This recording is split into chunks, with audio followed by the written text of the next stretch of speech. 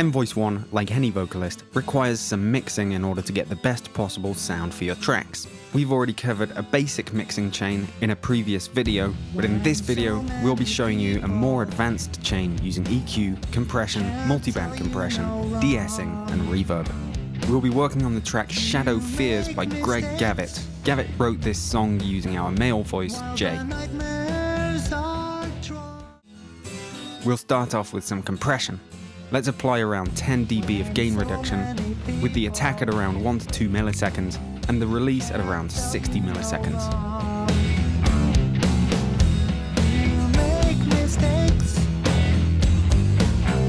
While the nightmares are drawn to me, and they might listen to the feel and what it needs. Wish I didn't have to tell you that sometimes can't tell you. We'll also use an EQ before the compressor to smooth out the voice tone by performing a wide cut at around 300 Hz to remove boominess. While the nightmares are drawn to me, and they might listen to the beat. And a cut at 560 Hz to reduce boxiness.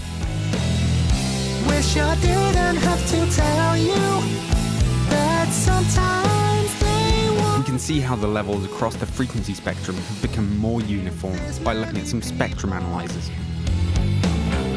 Just tagging. Reducing any lumpy frequencies before compression will help the compressor to react more naturally, and it's easiest to hear what the final result will be. So many people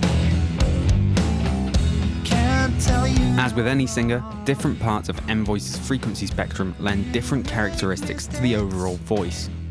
For example, between 200 Hz and 600 Hz is where you would find body. 1 to 3 kHz is the range most important to presence and intelligibility of the lyrics. Sibilance of S sounds occurs from about 5 kHz upwards, and above 10 kHz you'll find air and clarity or closeness. Often to our ears, the areas to focus on with J are the lower and upper mids. Let's target these areas with a multiband compressor, creating two bands, from 200 to 900 Hz, and from 900 to 4000 Hz. We'll set the threshold of each band to apply a few dB of gain reduction. While the nightmares are drawn to me, and they might listen to the feel and what it needs.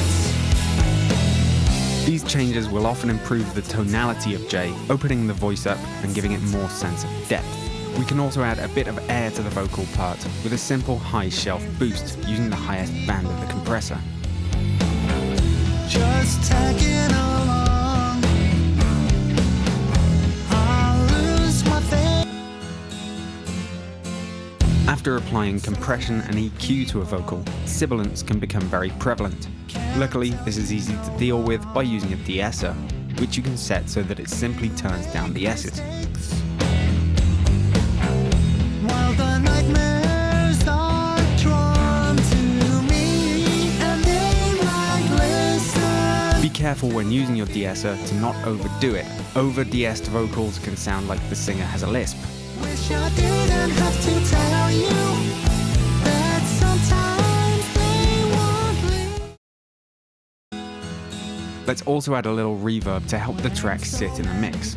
We'll set a pre-delay on the reverb of around 100 milliseconds. This small delay separates the reverb tail from the vocal itself, meaning you can hear each more clearly. You'll probably now find that you can turn down the reverb a lot, but still hear it. To me, and they might listen to the feel and what. Thanks for watching this advanced guide to mixing virtual vocals with Emvoice 1. If you want to learn more about Emvoice 1 or download the demo to try all our voices, just head to our website at emvoiceapp.com.